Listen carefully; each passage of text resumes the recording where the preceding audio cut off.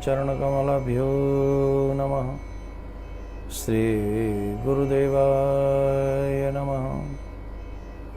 श्रीमते निम्बार्काचार्य नमो नमः।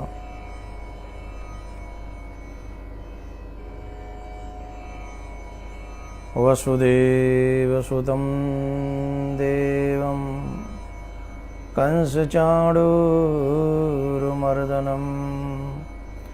देवकी परमानन्दं कृष्णं वन्दे जगद्गुरुं।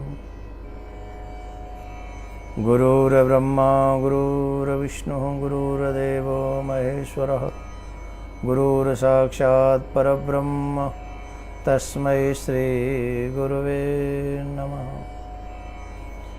राधा साध्यं साधनं यस्य राधा मंत्रो राधा मंत्रदात्री च राधा सर्वं राधा जीवनं यस्य राधा राधा राधा वाचिकीं तस्य शेषम।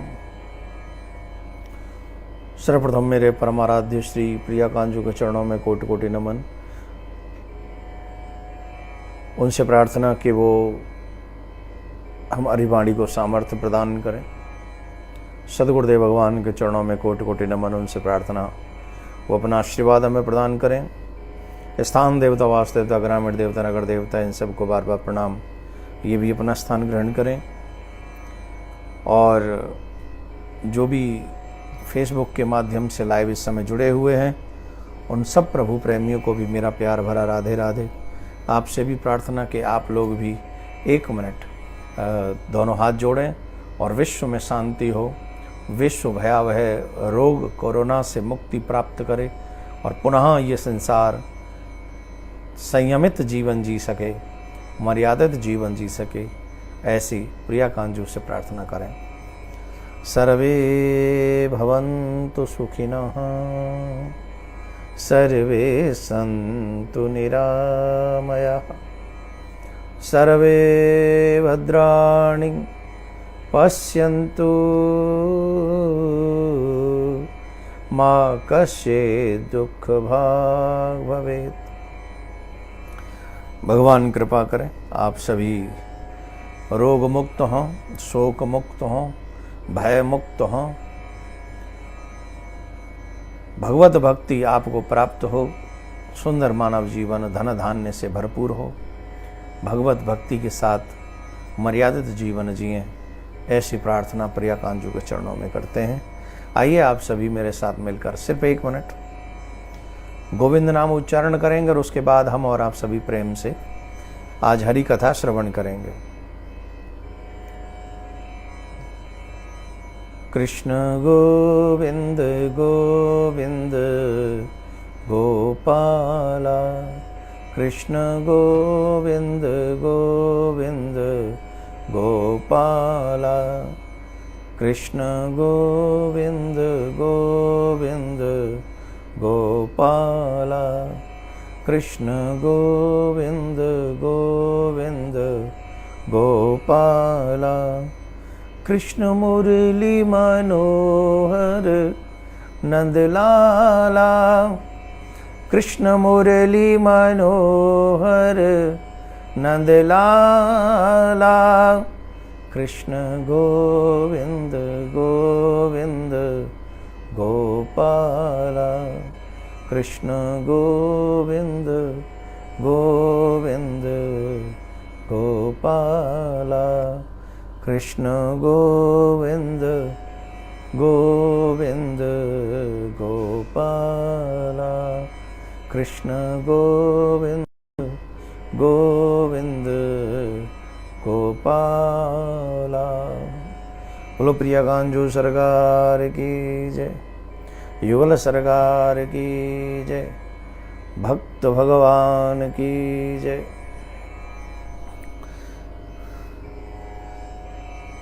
हरि अनंत हरि कथा अनंता, कहई सुनई बहुविध सब संता, नाना भांति राम अवतारा।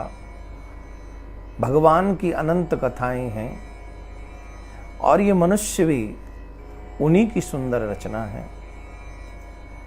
अपनी रचना के ऊपर, अपनी आत्मज के ऊपर, क्योंकि हमारे वेद कहते हैं आत्मा जायते पुत्रः, जीव की आत्मा ही उनका पुत्र बनकर आती है। इसका मतलब है कि जो भी संसार में आए हैं वो सब भगवान के ही, क्योंकि रामायण ने भी कहा ईश्वर अंश जीव अविनाशी, ये ईश्वर का ही अंश है। आज हरि कथा में हम आपको बताने वाले हैं कि भगवान भक्तों के ऊपर कैसी कृपा करते हैं और ऐसी करुणा बरसाते हैं कि हम और आप सब कल्पना भी नहीं कर सकते। निश्चित भगवान तो कृपा करना उनका स्वभाव है। उनको भक्त वत्सल कहा जाता है, उन्हें दीन बंधु कहा जाता है, उन्हें करुणा सिंधु कहा जाता है। जरा बताइए करुणा सिंधु का मतलब क्या है? करुणा सिंधु का मतलब यही हुआ ना, भक्तों के ऊपर करुणा बरसाने वाले। मतलब कोई एक बार कृपा करेगा, कोई 2 बार कृपा करेगा, बार बार कृपा आपके ऊपर नहीं करेगा, करुणा नहीं करेगा, क्योंकि व्यक्ति में उतनी है ही नहीं करुणा। अपने जहाँ उनके स्वार्थ की सिद्धि नहीं होगी वहीं वो करुणा त्याग कर देगा। पर परमात्मा ऐसा नहीं। परमात्मा तो अपने जो उनसे शत्रुता भी मानते हैं, जो व्यक्ति ये कहते हैं कि मैं भगवान को नहीं मानता, भगवान उनके ऊपर भी करुणा करते हैं। तो जो उनको नहीं मानते जब उन पर वो करुणा करते हैं, तो सोचिए जो उनको मानते होंगे उनके ऊपर वो क्यों नहीं कृपा करेंगे, उनके ऊपर वो क्यों करुणा नहीं करेंगे। वो तो भक्त वत्सल दीन बंधु हैं, तो वो जरूर अवश्य हम पर करुणा करते हैं। लेकिन थोड़ा सा हमें भी उस तरफ जाना चाहिए जहां हमें करुणा का दर्शन प्राप्त करने का अधिकार प्राप्त कर सकें हम और आप सभी। आप सभी जानते हैं जब तक हम बीज नहीं बोते हैं तब तक कोई फल हमें प्राप्त नहीं होता है, तब तक हमें कोई फसल प्राप्त नहीं होती है। कुछ भी फसल पाने के लिए, कोई भी फल प्राप्त करने के लिए थोड़ा बहुत तो बीज बोना ही पड़ता है। ये प्रभु की कृपा है कि आप थोड़ा बीज बोते हैं और वो थोड़ा बीज बहुत बड़ी संख्या में आपको प्राप्त हो जाता है। कितना मिलेगा ये गोविंद के ऊपर है, लेकिन आपको मिलेगा इसके लिए तो आपको बीज बोना ही पड़ेगा। मैं कथा प्रारंभ करूं, हरि कथा प्रारंभ करूं, उससे पूर्व आप सबसे एक आग्रह कर दूं। आप लोगों को वैसे तो बहुत भक्त बड़े समझदार हैं, जैसे ही सुनने बैठते हैं पुनः वो सबसे पहला काम शेयर कर देते हैं और उसके बाद में वो कथा बड़े ध्यान से सुनते हैं। तो आप सब पहले शेयर कर लिया करें और लोगों को एकत्रित कर लिया करें, और जितनी बड़ी संख्या में आप लोग फिर इस जब कथा प्रसंग पूरा होने लगेगा तो आपके प्रश्नों का उत्तर भी हमें आपको देना है। आपके जो प्रश्न हैं, तमाम प्रश्न हैं और बहुत प्रश्न कर रहे हैं आप, बड़ी से बड़ी संख्या में प्रश्न आ रहे हैं, मुझे बहुत प्रसन्नता हो रही है। काफ़ी युवा भाई बहन प्रश्न करते हैं तो और भी दिल को तसल्ली मिलती है और लगता है कि जो भगवान के भक्त हैं उन्हें बहाना नहीं चाहिए। वो तो कहीं ना कहीं किसी न किसी रूप में परमात्मा की कृपा को प्राप्त करने के लिए लालायित रहते हैं, हमेशा तरसते रहते हैं, और उन्हें जहाँ से भी मिले। और जिज्ञासा, इंग्लिश में कहते हैं ना, questioning is better than answering. Question, Bhagwat भी प्रश्न से ही प्रारंभ हुई है, राम कथा भी प्रश्न से ही प्रारंभ हुई है। इसका अभिप्राय एक बात समझ लीजिए, अगर आप कुछ जानना चाहते हैं तो उसकी शुरुआत होती है प्रश्न से।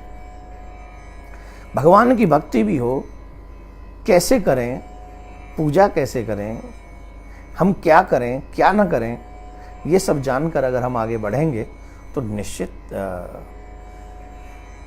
भगवत कृपा हमारे ऊपर होगी।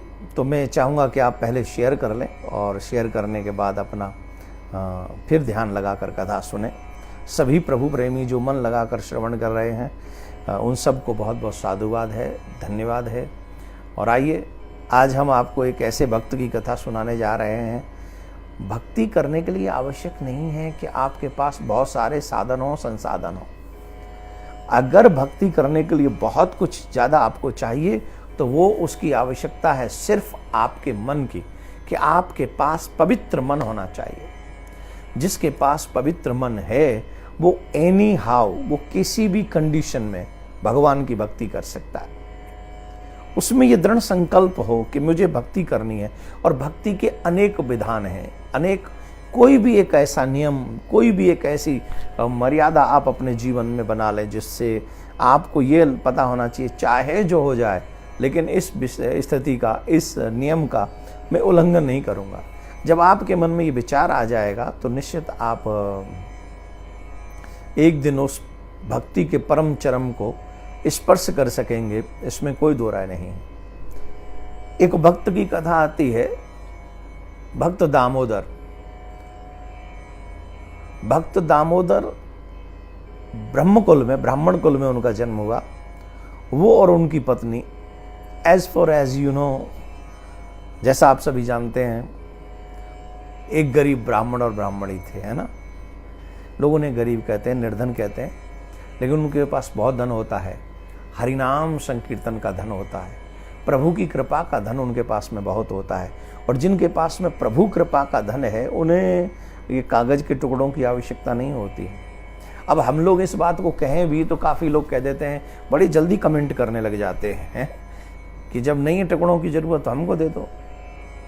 देखिए, अगर भगवान कृपा करके दें तो उनका प्रसाद समझ के अपने पास रखना चाहिए, और उसका उपयोग भी सेवा भाव में ही करना चाहिए। ऐसा नहीं कि आ गए तो गली में फेंक दें, फेंकेगा कोई नहीं।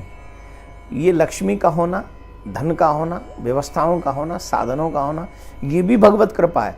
यूज कैसा है, अच्छा यूज है कि बुरा यूज है, वहां डिपेंड करता है कि हम पापी हैं कि हम पुण्यात्मा हैं। किसी भी साधन का होना, ये लक्ष्मी भी तो भगवान की ही पत्नी है, इनका होना न होना ये भी एक दया का और कृपा का ही स्वभाव है। तो वो धन से तो निर्धन थे, पर परमात्मा के नाम से बड़े संपन्न थे, सेवा भावी बड़े थे। उनके द्वार पर कोई भी आ जाए, बिना भोजन किए वहां से वो वापस नहीं जा सकते थे।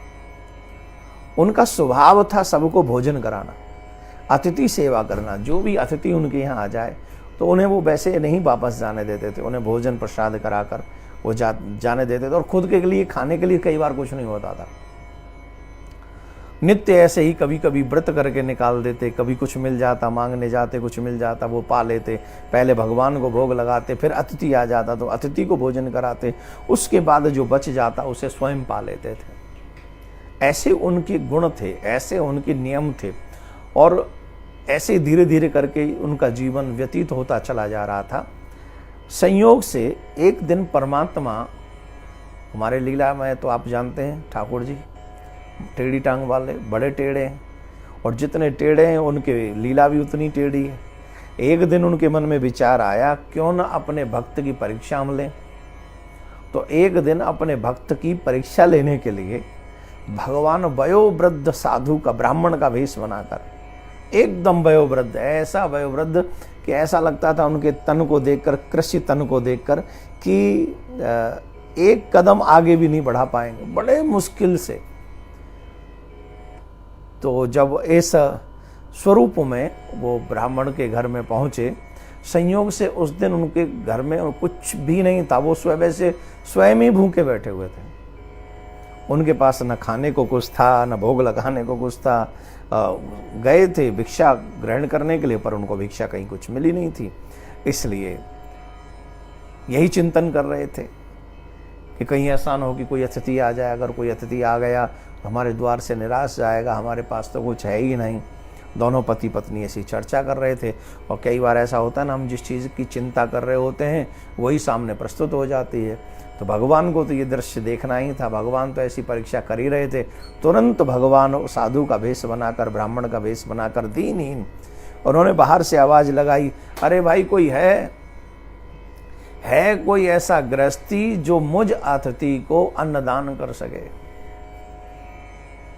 और पति पत्नी दोनों एक दूसरे की तरफ देख रहे हैं। देखो सुनो साहब, जिसके घर में है, अगर वो थोड़ा बहुत दान कर दे, इट्स नॉट बिग थिंग। लेकिन जिसके घर में कुछ है ही नहीं और वो भी दान करने की इच्छा रखे, वो भी सेवा करने की इच्छा रखे, ये बहुत बड़ी बात है, ये बहुत बड़ी बात है। आपने एक शब्द सुना होगा, धीरज, धर्म, मित्र और नारी। चौपाई है ना, धीरज धर्म मित्र और नारी, आफत काल परखिए चारी। आप कितने धैर्यवान हैं ये विपत्ति में पता चलता है। यहाँ पर मैं इस कथा को तो आगे बढ़ा ही रहा हूँ, साथ में एक और चीज समझ लें, कोरोना का वक्त भी इस समय विपत्ति भरा वक्त है, और इस कोरोना के विपत्ति भरे समय में आप कितने धैर्यवान हैं ये आपकी धैर्यता का परिचय है।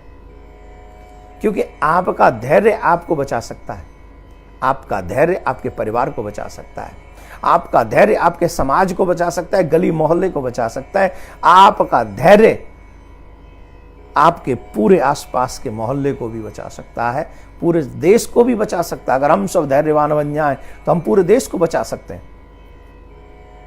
अब धैर्य टूटा, धैर्य टूटेगा तो अतिशयोक्ति नहीं होगी। किसी किसी का धैर्य टूटने पर प्राण भी छूट रहे हैं, इसलिए धैर्यवान बनना पड़ेगा। यही धर्म है समय कि धैर्यवान बनकर घर में बैठकर भगवान की कथा सुने। कल कोई महोदय कह रहे थे हम तो जेल में बैठे, जेल में नहीं बैठे मेरे प्यारे, स्वर्ग में बैठकर परमात्मा का भजन कर रहे हैं। क्योंकि किस पर एक वो गाना सुना आपने, चल अकेला चल अकेला चल अकेला, तेरा मेला पीछे छूटा राही चल अकेला। इसी में एक पंक्ति आती है ऐसा कौन सा जीव जगत में जिसने दुख ना झेला राही चल अकेला। आते हैं यहाँ पर लोग दुख पाने के लिए आते हैं, सुख पाने के लिए आते हैं, तो हम सबकी किस्मत में सुख दुख है। तो इस समय धैर्यवान बने रहें। आपका धैर्य न सिर्फ आपको बचाएगा, परिवार को बचाएगा, समय मोहल्ले को बचाएगा, शहर को बचाएगा, अपितु देश को भी बचा लेगा। और सही माने में आप धैर्यवान तभी कहलाएंगे जब इस कठिन परिस्थिति से निकलकर धैर्य के साथ आप आगे बढ़ जाएंगे। तो धर्मात्मा वही है जो विपत्ति के समय में धैर्य और धर्म दोनों को न छोड़े, वही सच्चा धैर्यवान है और धर्मवान है। तो उन जैसे ही आवाज सुनी भागकर दौड़कर बाहर गए और पूछा, अरे वयोवृद्ध ब्राह्मण देवता हैं। अब उनको लग रहा था कि ये तो बेचारे चल भी नहीं सकेंगे, तो जल्दी जल्दी से गए और भक्त दामोदर उनको पकड़कर अपनी कुटिया के भीतर लेकर आए। प्रार्थना की, कहो महाराज मैं आपकी क्या सेवा करूं। बोले भक्त हमको बहुत जोर से क्षुधा मतलब भूख लग रही है, बहुत दिन हो गए हमने कुछ खाया पिया नहीं है, और ये शरीर भी हमारा साथ नहीं देता है। इस कमजोर शरीर की वजह से हमसे अधिक चला नहीं जाता है और हम परेशान हैं, और अन्न न मिले तो और भी दुर्बलता आ जाती है, निर्बलता आ जाती है। अब हम क्या करें? क्या भोजन मिलेगा? तुम तो गृहस्थी हो, हमें प्रसाद मिलेगा भगवान का? तो एक दूसरे को पति पत्नी देख रहे थे। उन्होंने कहा महाराज आप ठहरिए, आप विश्राम कीजिए। क्यों नहीं मिलेगा? अवश्य मिलेगा। जिनके घर में खुद के खाने के लिए कुछ नहीं है, जो खुद नहीं कुछ खा सकते, वो अपने आए हुए अतिथि को कह रहे हैं आप चिंता मत कीजिए, हमारे घर में जो भी आपकी व्यवस्था की जाएगी। तो वहाँ कुछ था नहीं, बस छोटा सा आसन था, उस पर बैठाल दिया। अब दोनों पति पत्नी सोच रहे हैं कि क्या किया जाए। तो अचानक से दोनों शोक में डूब गए कि हाय हाय हमारा ये दुर्भाग्य, तो देखो कि हमारे द्वार पर अतिथि आए हैं, वयोवृद्ध ब्राह्मण आए हैं, और हमारा दुर्भाग्य हम उन अतिथि सेवा नहीं कर पा रहे हैं, हम गृहस्थ धर्म से च्युत हो रहे हैं, दूर हो रहे हैं, हम करें तो क्या करें। बड़े परेशानी में सोच रहे थे, दोनों की आंखों में आंसू थे कि कैसा दुर्भाग्य है परमात्मा, ये कैसा दिन दिखा दिया कि द्वार पर अतिथि आए और हम अतिथि का भोजन भी देकर सत्कार न कर सकें, जबकि इस अतिथि खुद कहे कि हमें भोजन चाहिए। अचानक से पत्नी रोते रोते हंसने लगी। पति उनको देखने लगे, क्या हुआ? बोले महाराज इस संसार में ऐसी कोई विपत्ति नहीं है जिसका निवारण नहीं है। परमात्मा ने हर विपत्ति का निवारण दिया है, बस जीव बुरे वक्त में अपना धैर्य खो देता है और शांत चित्त से उसे सोच नहीं पाता है, जिसकी वजह से उस मार्ग को नहीं ढूंढ पाता है जो मार्ग उसकी हेल्प करने के लिए तैयार है। हमारे द्वार पर अतिथि आए हैं, हमारे घर में अन्न नहीं है, हमारे घर में कोई व्यवस्था नहीं है, पर भगवान ने हमें व्यवस्था दी है। बोले क्या? बोले मेरे सुंदर ये केस, आप इन केसों को काटिए और इन केसों को काटकर जो है इसकी रस्सी बनाइए, बाजार में बेचिए, इतना तो मिल ही जाएगा जिससे ब्राह्मण को भोजन प्राप्त हो सके। भक्त दामोदर की रूह कांप गई। स्त्री का सबसे प्रिय श्रृंगार होता है बाल।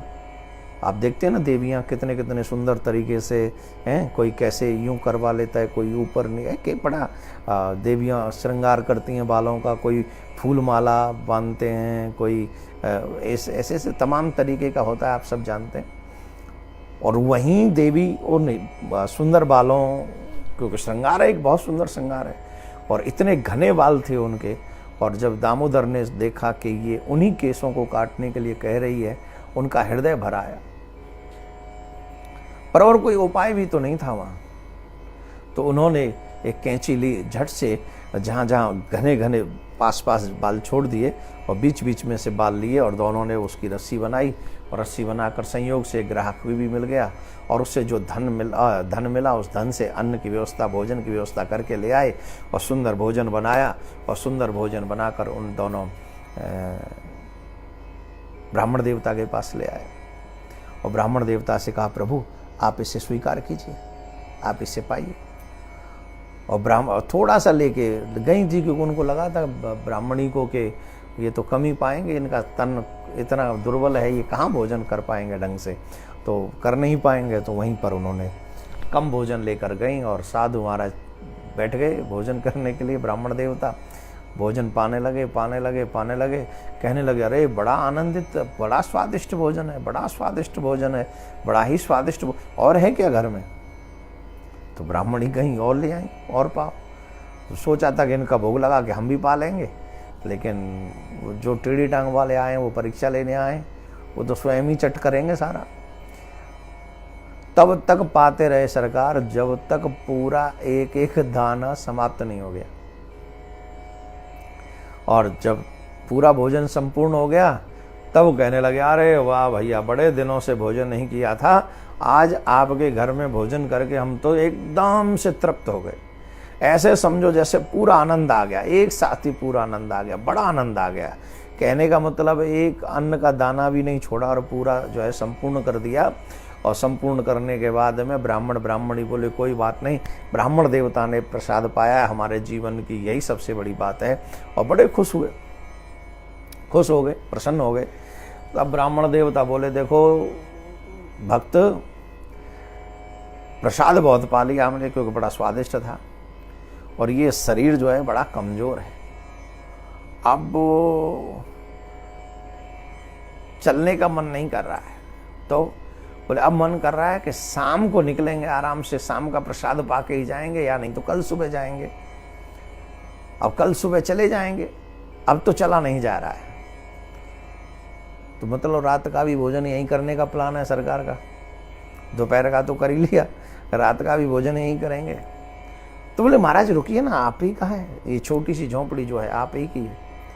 अब दोनों पति पत्नी फिर सोचने लगे कि शाम को भोजन महाराज को कैसे कराया जाए। बोले कि काहे को चिंता करते, अभी केस बचे ना, जो थोड़े बहुत मोह में आके आपने छोड़ दिए थे, वो पूरे करो। तो उन्होंने वो केस भी काटे, और फिर उसकी रस्सी बनाई, और रस्सी बनाकर फिर बाजार में उसको बेच दिया। संयोग बस बिक गया, और फिर भोजन प्रसाद की व्यवस्था बन गई। शाम को फिर भोजन बनाया गया, फिर महाराज के सामने रखा गया, और महाराज भोजन जैसे ही सामने आया, और फिर महाराज पूरा भोजन चट कर गए।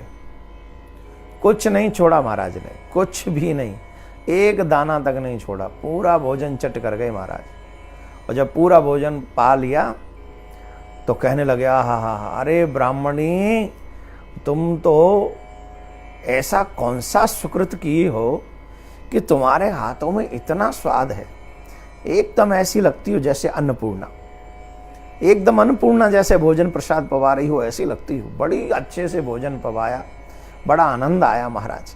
अब तो हमसे चला नहीं जा रहा है, अब हम यहीं विश्राम करेंगे।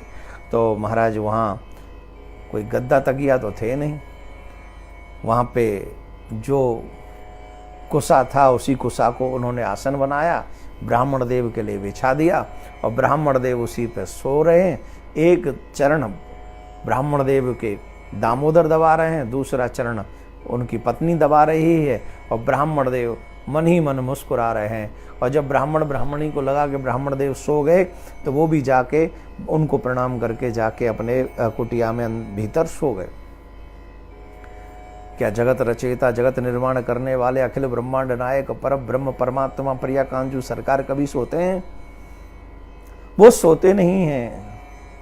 वो तो नेत्र बंद कर करके न ब्राह्मण ब्राह्मणी की भक्ति देख रहे थे।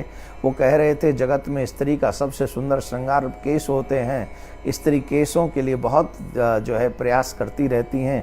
आपने देखा होगा कभी आंवला लगाती हैं, कभी दही लगाती हैं, कभी तेल लगाती हैं, कभी पता नहीं लंबे हो जाएं, बाल लंबे हो जाएं ना, लेकिन क्या क्या करती हैं बेचारी, बहुत प्रयास करती हैं।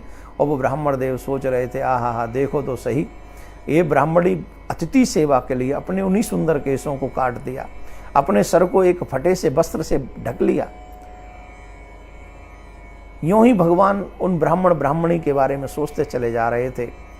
उन्हें स्वर्ग के सिंहासन पर, जहां स्वयं वैकुंठनाथ, त्रिलोकीनाथ वैकुंठ में क्षीर सागर में शेष सैया पर शयन करने वाले परमात्मा शेष सैया पर भी जो नित्य शयन करते हैं, आज वो शेष सैया को भूल गए, आज वो वैकुंठ के सुख को भूल गए, आज वो सब कुछ भूल गए, उन्हें कोई सुख याद नहीं। जो आनंद आज उन्हें भक्त के घर में इस कुशासन पर सोने में आ रहा है, वो आनंद उन्हें कहाँ शेष सैया पर आता होगा। भगवान के नैन सजल हो आए अपने भक्त के इस भाव को देखकर कि ऐसी अतिथि सेवा, एक बूढ़े ब्राह्मण के प्रति इतना समर्पण। रामायण में एक चौपाई है, आप लोग बहुत कुछ कहते हैं, बहुत आपस में चर्चा करते हैं। कोई पूछे महाराज, अरे महाराज हम तो आपके सेवक हैं, हम तो आपके सेवक हैं। इट्स वेरी इजी टू से क्या I am your sevak, but it's very difficult to understand what is the meaning of sevak. सेवक कहना आसान है, सेवक होता कौन है?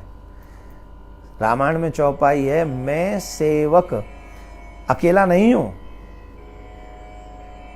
तो बोले मैं अपनी पत्नी, पुत्र और परिवार के साथ आपका सेवक हूं, सबके साथ सब कुछ आपका है, मैं तो सेवक हूं आपका। रामायण में भी कहते हैं ना, मैं सेवक रघुपति पति मोरे। तो जब वो पति हैं, हम सेवक हैं, तो फिर हमारे पास कुछ है ही नहीं, सब कुछ तो परमात्मा का ही। तो इस तरीके के भाव को सोच सोच कर मेरे ठाकुर जी बड़े प्रसन्न हो रहे थे। तो अचानक से जब देखा ब्राह्मण ब्राह्मणी सो गए, तो परमात्मा को, सर्वेश्वर को एक लीला सूझी और वो लीला में बड़े मगन हो गए। और भगवान खड़े हुए, और भगवान खड़े होकर दूर से ही उस देवी के सर पे हाथ रखने का भाव आया और मन में विचार आया कि इस देवी के सुंदर घने केस हो जाएं। सुंदर घने केस हो गए। इस देवी का सुंदर तन, मणि, रत्न जटित जो आभूषण है वो इससे प्राप्त हो जाए, भक्त भी पहले से युवान हो जाए। और जो जो भगवान कल्पना करते गए, जो कुटिया थी वो सुंदर महलों में बदल गई और स्वयं व्यवस्था ऐसी हो गई जैसे कोई कल्पना भी नहीं कर सकता। ईश्वर चाहे तो क्या नहीं मिलता। एक बात ध्यान रखिए, बीज बोने के बाद बीज मरता नहीं है। आप जमीन में उल्टा सीधा कैसा भी बीज बो दो, आपको उसकी फसल तो मिलेगी ही।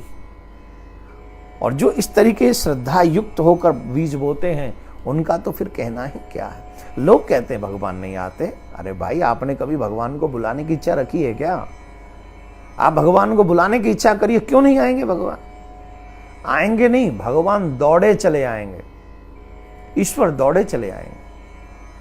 तो भगवान उन ब्राह्मण ब्राह्मणी भक्त दामोदर की व्यवस्था करके सुंदर महल बनाकर सुंदर व्यवस्था करके चले गए। और जब सुबह ब्राह्मण ब्राह्मणी उठे तो उनको बड़ा आश्चर्य हुआ।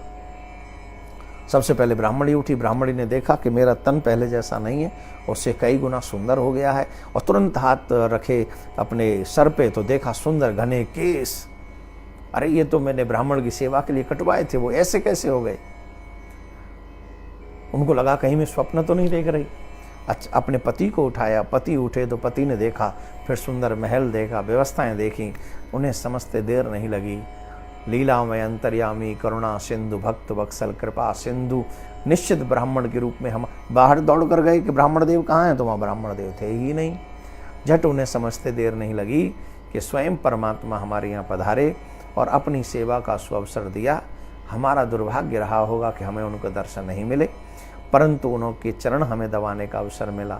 ये सोच सोच कर दोनों पति पत्नी भूल गए कि आभूषण धारण किए, भूल गए कि महल हैं, भूल गए सब व्यवस्थाएं। अगर उन्हें याद रहे तो वो ब्राह्मण के चरण, जिन चरणों को वो दबा रहे थे, याद रहे तो वो ब्राह्मण की सेवा जो ब्राह्मणी ने अपने हाथों से प्रसाद बना, आहा मैं इतनी पवित्र बना दिया आपने कि मेरे हाथों से भोजन बना कर आपने स्वयं स्वीकार किया। माधव, आपने हमारे ऊपर बड़ी कृपा करी, बड़ी करुणा करी, बड़ी दया करी मेरे प्यारे। हम इस लायक हैं क्या? जितना भक्त दीन शब्दों का उच्चारण करता है, विनम्र हो जाता है, जितना समर्पित हो जाता है, उतना ही भगवान की अहेतु की कृपा उस जीव के ऊपर बरसती रहती है। हम ये सोच सोच के 11 रुपए मंदिर में चढ़ा देते हैं तो अहंकार आ जाता है हमने 11 रुपए चढ़ाए। 5 रुपए का भोजन किसी को करा दें तो अहंकार आ जाता है हमने भोजन कराया। हम किसी की एक सेवा कर दें तो हमें अहंकार के मारे कहीं चैन नहीं मिलता है, बहुत अहंकार हो जाता है हमको। लेकिन इन्हीं सब चीज़ों से बचने के लिए जरूरी है आपकी दीनता, आपकी विनम्रता। जब आप दीन होते हैं, जब आप विनम्र होते हैं तो मेरे ठाकुर को आप विशेष प्रिय होते हैं। तो जैसे भक्त दामोदर के ऊपर मेरे प्रभु ने कृपा करी, वैसे ही गोविंद हम सब पर भी कृपा करें, यही मैं प्रार्थना करता हूँ। अभी हरि कथा के अंतर्गत आप सब सुन रहे हैं। अभी कई लोग कह रहे थे महाराज प्रिया कांजू के मंदिर से आप कथा कीजिए। कल भी आप लोगों के प्रश्न आए, अभी भी काफ़ी लोग कह रहे हैं, बता रहे थे कि काफ़ी फ़ोन भी आ रहे हैं कि महाराज प्रिया कांजू के मंदिर से आप कथा करिए। अब देखिए लॉकडाउन के चलते हुए कुछ मर्यादाओं का पालन मुझे करना है, लेकिन ईश्वर की कृपा ऐसी हो, मैंने कभी प्रिया कांजू के मंदिर में बैठकर श्रीमद् भागवत कथा नहीं कही, प्रिया कांजू को कभी नहीं सुनाई। आप लोगों की भावना को सुन सुनकर मेरे भी मन में इच्छा होने लगी। और देखो जैसे एक लॉकडाउन की व्यवस्था कुछ बने, वैसे कौन कौन चाहता है कि भगवान की भागवत कथा प्रिया कांजू के मंदिर से हम आपको डायरेक्ट से मंदिर से जहाँ सुनने वाले प्रिया कांजू होंगे, हम अपनी वाणी को पवित्र करेंगे। पूरे 7 दिन जैसे भागवत कथा हर जगह होती है, वैसे ही पूरे विधि विधान से भागवत कथा वहाँ हो और ठाकुर जी को हम सुनाएं। जो जो चाहते हो वो अवश्य इसमें लिखें। और अगर आप लोगों की श्रद्धा अधिक हुई और अधिक से अधिक आप लोगों ने हमें बताया, तो हम निश्चित कोई ऐसा प्रयास करेंगे जिस प्रयास में हमें भी ये सौभाग्य मिले कि हम प्रिया कांजू को श्रीमद् भागवत कथा सुना सकें और प्रिया कांजू के माध्यम से आपको, आप सभी को वहाँ से श्रीमद् भागवत कथा, क्योंकि लॉकडाउन के चलते, विपत्ति के चलते, कोरोना के चलते विपत्तियां तो बहुत हैं, परेशानियां तो बहुत हैं, लेकिन इन विपत्तियों से लड़ने का काम हमारा ही है, हम ही को लड़ना पड़ेगा। ठाकुर हमें शक्ति दे, ठाकुर हमारे ऊपर कृपा करे। और घर में बैठे बैठे अगर दुनिया से संबंध टूटा है, दुनिया से संबंध हमारा दूर का हो गया है, पर परमात्मा से संबंध दुनिया से जितना दूर ठाकुर ने किया उतने ठाकुर के करीब हम और आप चलें, उसके लिए हमें भक्ति में नित्य लगा रहना होगा और उनके लिंक में रहना होगा। तो उनके लिंक के लिए कुछ ऐसी व्यवस्थाएं हम करेंगे जिससे हम और आप मिलकर कुछ ऐसा करें। लेकिन आप लिखें, आप बताएं कि आप भागवत कथा सुनना चाहते हैं प्रिया कांजू के मंदिर से, और आप लोग कितने मन से सुनना चाहते हैं, क्या आपका मन है। अगर ऐसी कोशिश होगी तो हम निश्चित आपके विषय में और इस विषय में हम सोचेंगे और कुछ उचित समय पर ऐसा कुछ हुआ तो अवश्य कोई निर्णय लेंगे।